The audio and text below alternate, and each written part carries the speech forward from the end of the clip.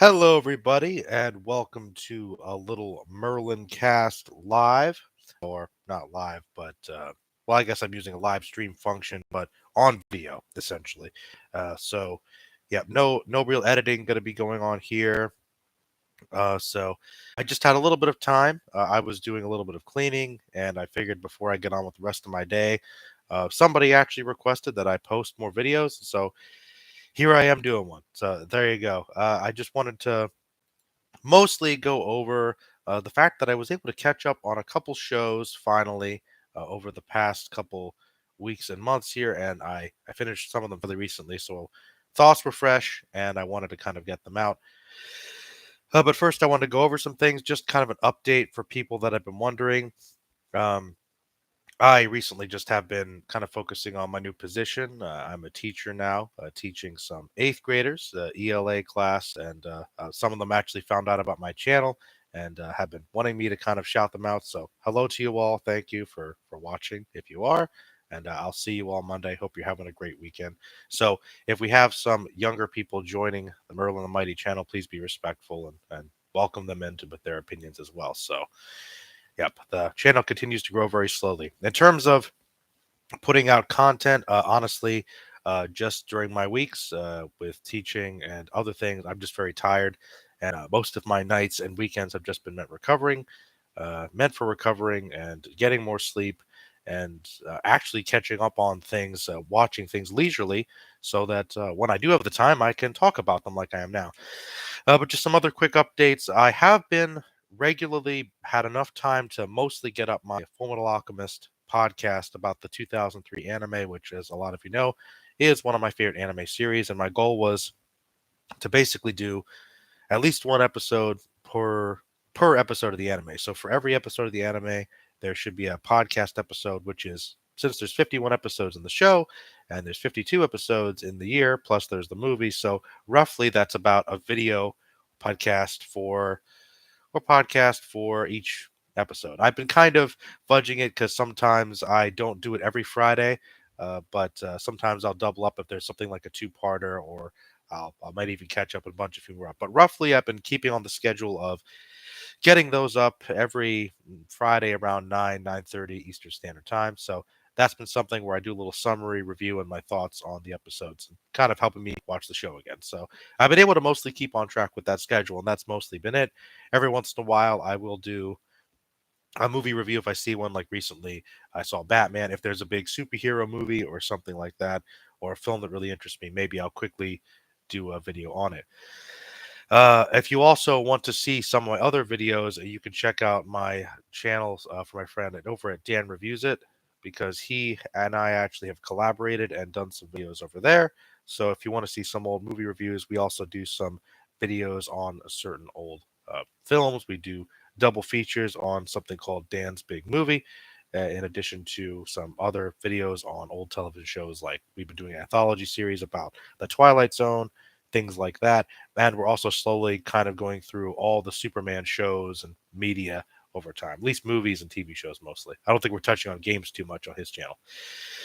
All right, so moving on to just general requests. I have, of course, my list of ideas. I've probably got a hundred ideas or more for different videos that I'm probably not going to get to any of them until maybe summer, but I'm going to try to get some out. So if you have any requests or suggestions, please let me know. Some recent things that I've actually heard from people. Some people have actually wanted me to, I guess, play something a lot of the young people are playing now, Fortnite. I've heard about it. I've seen some of it.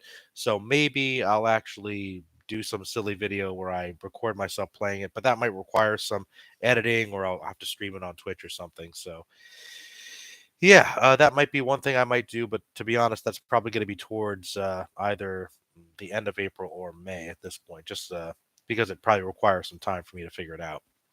Also, of course, the anime Demon Slayer people have been wanting me to check out. Also, recently, Marvel released Moon Knight, which I guess Oscar Isaac starring as Moon Knight. So that might be something I'll check out. And the film Morbius, which honestly might be a fun time. I really have no desire to see it, except that, of course, the Vulture, Michael Keaton's Vulture specifically, is going to be in there. And also, the Vulture is my favorite Spider Man villain, possibly my favorite comic book villain. You know, for various reasons, it's very strange, but Anyway, those are some ideas for things that I might be reviewing in the next week or so, next couple weeks. But occasionally things might pop up if I have the time. But roughly, you can expect the Full Metal Alchemist podcast, but I will take requests and try to get to them when I can. But I have been rather busy and tired lately, so you know, I'll get to it when I can. I appreciate all the support, though. As far as reviewing some recent things, I wanted to talk about The Mandalorian, which I finally caught up with. I was waiting a while to watch it for various reasons, but I finally caught up with it a little while ago. I just got it on Disney Plus and pretty much marathoned it within, I don't know, a couple days, a week, something like that. I got through the whole thing pretty quickly. And I really, really liked it. It was one of those things where you hear a lot of hype, a lot of praise for a series or something, and then your expectations get too high, and you think, can it really meet it? And I went into it, and I usually try to go into most things with an open mind, of course, but I admit I was a little skeptical. And the first couple episodes, I thought it was pretty good. I definitely love the aesthetic of it, the space western element of it. They're really leaning into the other elements of the Star Wars world, the grittier aspects with the bounty hunters and the huts and the criminal underworld around Tatooine, and also these little pockets of smaller stories. And actually, the episode that sold me, I forget if it was episode 3 or 4, but the episode where I really started liking the show was actually the one where I think Boba Fett and his friend, the other bounty hunter, or the former, I think she was a former Imperial rebel or something. I forget her name actually, but basically he teamed up with her and they defended this small village from bandits, and it was basically another Seven Samurai adaptation, and I just love that. That's a classic story, a classic trope. If you've ever played D&D or any kind of like adventure tabletop game, that's just a classic quest, usually to get things started. I've used it a couple times where your heroes are basically asked by a town to help defend them from some raiding monsters or bandits or whatever. It's just a really good, simple story, and it's good for character moments. And it's just fun. You've got the underdog against the bigger oppressive forces. And yeah, I really enjoyed that. I think that's when I was really like, okay, this is good. And I think, of course, Grogu's cute, Baby Yoda, and I love the sleek design of everything, just the impeccable costume and set design. There's a lot of love for Star Wars there, and it's just I like the fact that it kind of deviated a little bit from the Force and the Jedi, because that's takes so much of what Star Wars is, and I know that's I don't know. I want to say that's the center of it, but I've always thought it was kind of a split, maybe not 50-50, but maybe more like 60-40, where you've got all the Jedi space wizard stuff, the fantasy aspect of it, but then you've got the Rebel Alliance, and you've got like I said, the criminal underworld, the bounty hunters, that seedier underworld element. That's a big part. The smugglers, and I guess there's also some of the political stuff which I find interesting in the prequels. So there is a mix of other stuff, other storylines, and different types of stories that I think The Mandalorian finally showed outside of the books and comics and video games, that in a on a television show, something other than the movies, that was widely accessible to people, that wasn't just what we've always seen before about the Skywalkers. And then in season 2, they started actually bringing in more of the Force stuff, and it is, of course, centered around a Force sensitive child. And we, of course, eventually there's other characters that come in there. If you have seen it, I won't spoil it for you. But basically, more of that stuff comes in there. I also really love. I'm drawing the blank on him right now, but the is it Giancarlo Esposito? I may have mispronounced his name, but the gentleman who plays Gustavo Fring in Breaking Bad, he played this Imperial Moff general, and he was great. I love that actor. He plays such a great villain and everything. I love they brought him in there. Just added so much pedigree to the show. And Pedro Pascal as the Mandalorian. He also did a great job as well. Great voice for it. I love that he can just do so much without showing his face most of the time. It's really good. So I've really just loved a lot of the stories. It's pretty much every episode has hit the right notes for me, and I'm looking forward to seeing more. I just kind of hope they keep focused more on the other elements of the world, not just leaning too much into the Star Wars Force Jedi stuff, because we've seen so much of that already. Moving on though to the Book of Boba Fett, I heard more mixed things about this show. I heard a lot of people didn't like it. And I'll admit, I think that this is another instance of they had an idea for one show that kind of became another show. Like the idea for the Boba Fett show, I heard was being kind of pitched for a little while, right? And I think that sort of evolved into the Mandalorian, and which I think was a smart move because it was more about this entire society, this world that we've seen in the Clone Wars show, and I think we saw a bit in the Knights of the Old Republic games, I believe the second one, and they mentioned it, the Mandalorian War in the first game. So there is a fandom that does find the Mandalorians very interesting. They're a bigger part of Star Wars, especially the last like 15, 20 years or so, it seems. But personally, I will confess that I never had a huge interest in Boba Fett. That he's one character who, I mean, I think he looks cool. I think he does have a certain coolness. I can't deny. I love his voice. Put Captain Solo in the cargo hold, and he's no good to me, Dad. That yes, but he's got like three or four lines in the original movies he was in. He mostly just stands around looking cool, looking menacing, and all he really did in terms of the show was he followed Han Solo and then told Darth Vader about it, basically. Darth Vader's the guy that actually captured Han Solo and everybody when they were there in the Empire Strikes Back at the Cloud City, right? So other than I guess people thought he looked cool and his ship was cool and he sounded cool, he's an entire he's a character who doesn't really have a character at all.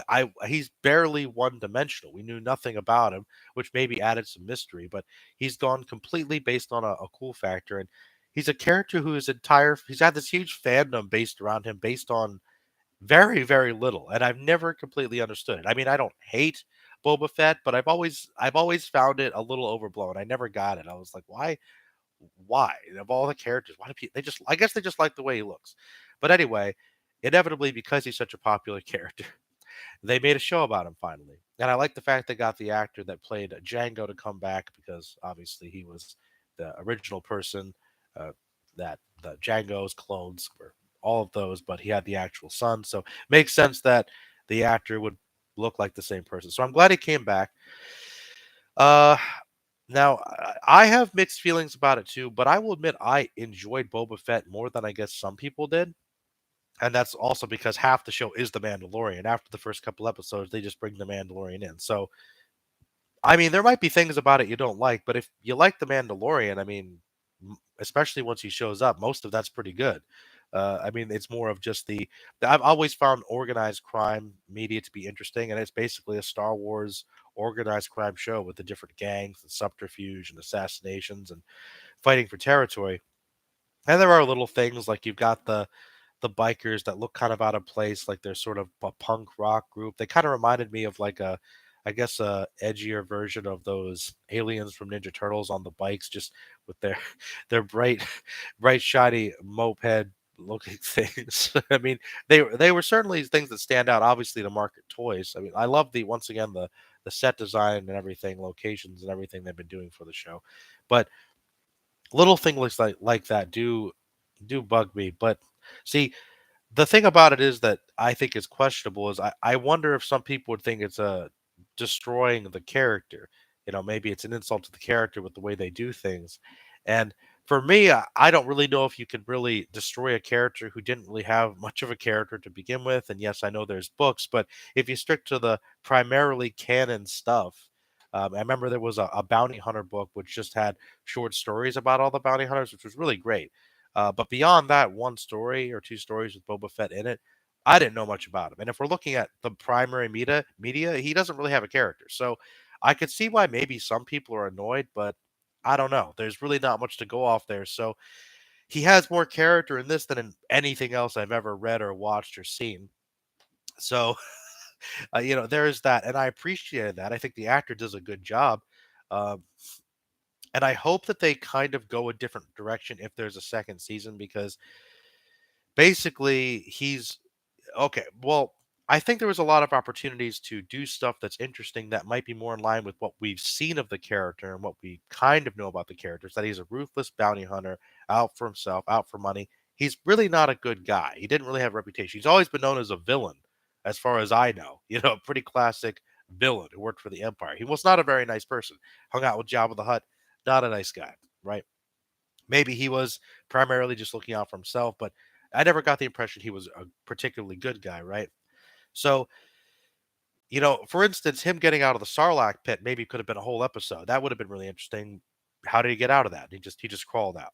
Like, oh, so like there was an entire interesting aspect that we didn't get to see, for instance. And then he gets found by these Tusken Raiders, which is interesting, and they kind of do the kind of mingling with the tribe, which is a similar story we've seen in other things.